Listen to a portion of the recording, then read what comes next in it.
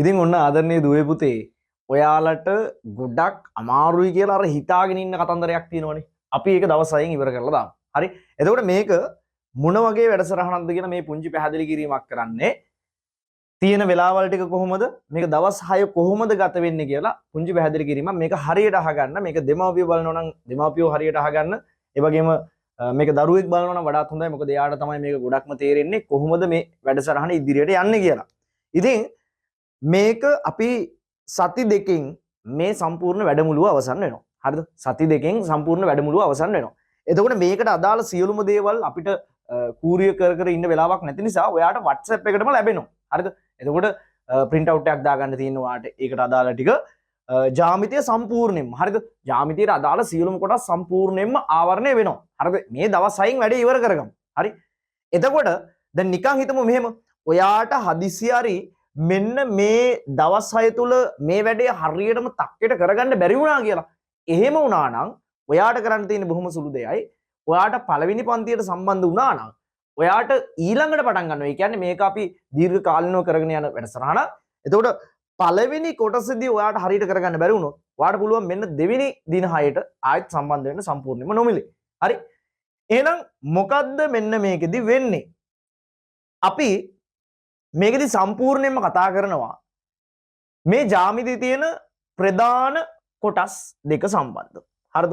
ජ්‍යාමිතියේ තියෙන ප්‍රධාන කොටස් දෙක සම්බන්ධව සම්පූර්ණයෙන් කතා කරනවා. එතකොට පළවෙනි එකේ අපි මූලික ජ්‍යාමිතියේ තියෙන්නේ අපිට ත්‍රිකෝණ සම්බන්ධව කතා කරන්න තියෙනවා. ඊට පස්සේ අපිට තියෙනවා කතා කරන්න ත්‍රිකෝණ කතා කරලා ඉවරුනාට පස්සේ සමාන්තර රාශිය ගැන කතා කරන්න තියෙනවා. හරිද? ත්‍රිකෝණ සමාන්තර රාශිය ඔන්න ඕවා ගැන තමයි අපි මේ පාඩමේදී ගොඩක් අධ්‍යයනය කරන්නේ. මේ සම්බන්ධ සම්පූර්ණම දේවල්. තව බහුවස්ත්‍ර මේ දේවලුත් අපි කතා කරන ඔක්කොම ටික. ඊට පස්සේ මේ වෘත්ත ජ්‍යාමිතිය කියන කොටසදී සම්පූර්ණයෙන්ම අපි වෘත්ත ඛණ්ඩක කෝණ, ඊට පස්සේ කේන්ද්‍රික ඛණ්ඩක කෝණ, පරිධි ආපාතනය කරන කෝණ, ඒවත් එක්ක තියෙන ප්‍රමේයන් මොනවාද? වෘත්ත චතුරස්‍ර කියන්නේ මොනවාද? ඒ හැමදේම මේත් එක්ක කතා කරනවා 100%ක්. හරිද? ජ්‍යාමිතියේ තියෙන සියලුම දේවල් සම්පූර්ණයෙන්ම ආවරණය වෙනවා මේ තියෙන දවස් 6 තුල. හරි. සම්පූර්ණයෙන්ම ආවරණය වෙනවා. හරිද? එතකොට මේකෙදී අපිට තවත් දැනගන්න තියෙන දේවල්. හරිද? මේක අපි දන්නවා කෙටි ප්‍රශ්න 8ක් 10ක් අතර ප්‍රමාණයක් තියෙනවා. ඒ වගේම ලකුණු 10 ප්‍රශ්න දෙකක් එනවා. හරිද? එකක් තමයි අර මම බෙදලා වෙන් කරලා තිබ්බ කොටස් දෙකකින් එන්නේ. එකක් තමයි අපිට එනවා මූලික ජ්‍යාමිතිය සම්බන්ධව, ඊට පස්සේ එනවා වෘත්ත ජ්‍යාමිතිය සම්බන්ධව. මේ දෙකම කරනවා නම් දෙකම කරන්න පුළුවන්. එහෙම නැත්නම් මේ දෙකේ එකක් කරන්න පුළුවන්. මොකද එකම පැත්තක තියෙන නිසා. ඒකට මේකත් අවබෝධයක් ගමු. මේක අපි මේ දවස් 6 තුල ගත වෙනකොට ඔයාට මනා අවබෝධයක් එනවා. සති දෙකයි තියෙන්නේ. එතකොට මේක තියෙන දවස් ටික මම මතක් කරන්නම්. මේක තමයි ඉතාලම වටින්නේ.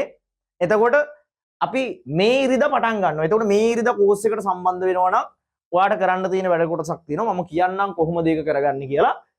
ඉරිදා රෑ 8යි කාලේ ඉඳලා 11 වෙනකන් තියෙනවා. ඉරිදා රෑ 8යි කාලේ ඉඳලා 11 වෙනකන් තියෙනවා. මේ වෙලාවේදී අපි තියරි සම්පූර්ණයෙන්ම කතා කරගෙන යනවා.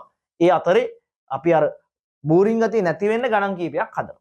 ඊට පස්සේ බ්‍රහස්පතින්දා තියෙනවා 9යි කාලේ ඉඳලා 11 වෙනකන්. ඒ වගේම බදාදා තියෙනවා උදේ තියෙන. අන්න ඒක වැදගත් වෙනවා. හරිද? බදාදා උදේ 5 ඉඳන් 6:30 වෙනකන් තියෙන්නේ. මේකට ලයිව් සම්බන්ධ වෙන්න ඕනි. හරිද? කොහොම හරි කරලා ලයිව් ඒ වෙලාවට ඉන්න ඕනි. මේකේ රෙකෝඩින් අරවමම කිසි දෙයක් නැත. හරිද? එතකොට මේ විදිය තවත් දින 3ක්. මේ දින 3 ගියාම දැන් හිතන්න ඉරිදා පටන් ගත්ත කියලා. ඉරිදා පටන් ගත්ත බ්‍රහස්පතින්දා පටන් ගියා. ඊට පස්සේ බදාදා ඉවරුණා. ඊට පස්සේ ආයි ඉරිදා බ්‍රහස්පතින්දා ඊට පස්සේ බදාදා. ඔය දවස් 6 යනකොට සම්පූර්ණයෙන්ම 100% ජ්‍යාමිතිය ඔක්කොම ටික අවසන් වෙනවා. හරිද? මේක අනිවාර්යයෙන්ම මම කියන්නේ ඔයා සම්බන්ධ විය යුතුම පන්තියක්. එතකොට මේ පන්තිය අය කිරීම කොහොමද? ඊටාම සුළු මුදලක් වෙන්නේ. මේ දින 6ටම ඔයාට රුපියල් 1000යි ගෙවන්න වෙනවා. එතකොට ඒකට අදාළ සියලුම බැංකු විස්තර ඒ හැම දෙයක්ම ඔයාට දැනගන්න පුළුවන්. මෙන්න මේ නම්බර එකට ඔයාට පුළුවන් WhatsApp වලින් මැසේජ් එකක් දාන්න. හරිද? WhatsApp වලින් ඔයාට මැසේජ් එකක් දාන්න පුළුවන්. මෙන්න මේ නම්බර එක 076යි 999 20යි 23ට.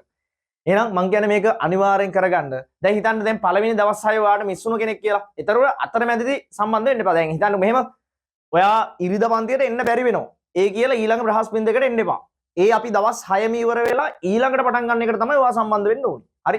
එතකොට මේක අර ඒ උඩින් පල්ලෙන් යන වැඩක් නෙවෙයි. මේකට අදාළව වැදගත් ඉතා විශාල ගණන් ප්‍රමාණයක් තියෙන ඔයාට පොතක් හම්බ වෙනවා. ඒ වගේම ඔයාට ෂෝට් නෝට් පොතක් හම්බ වෙනවා. මේ දෙකම ඔයාට එවලෙම ලැබෙනවා. ඔයා පන්තියට මුදල් ගෙවලා ඉවර වෙලා ඔයාගේ විස්තරත් එක්ක අපිට මේ රිසිට් එක එවන්න මේකට. එතකොට ඒ මොහොතේම ඔයාට ලැබෙනවා මේකට අදාළ නිබන්ධන දෙක. හරිද? ඉතින් මේ දවස් 6ත් එක්ක සම්බන්ධ වෙන්න දන්න කෙනෙක් ඉන්නවනම් දකින්න කෙනෙක් ඉන්නවනම් අනිවාර්යෙන් දැනුවත් කරන්න මේක ජ්‍යාමිතිය ඉවර කරන දවස් 6. හරිද? මෙතනින් එහාට ආයි තියාගන්න එපා ජ්‍යාමිතිය කැලේ අතක ගාගෙන තියාගන්න එපා. මම කිව්වේ අර එකපාර මේ දවස් 6 තුල කරගන්න බැරි වුණ කෙනෙක් හිටියානම් එයාට අපි නොමිලේ අවස්ථාවක් දෙනවා ඊළඟ දවස් 6 හා සම්බන්ධ වෙන්න. හරි?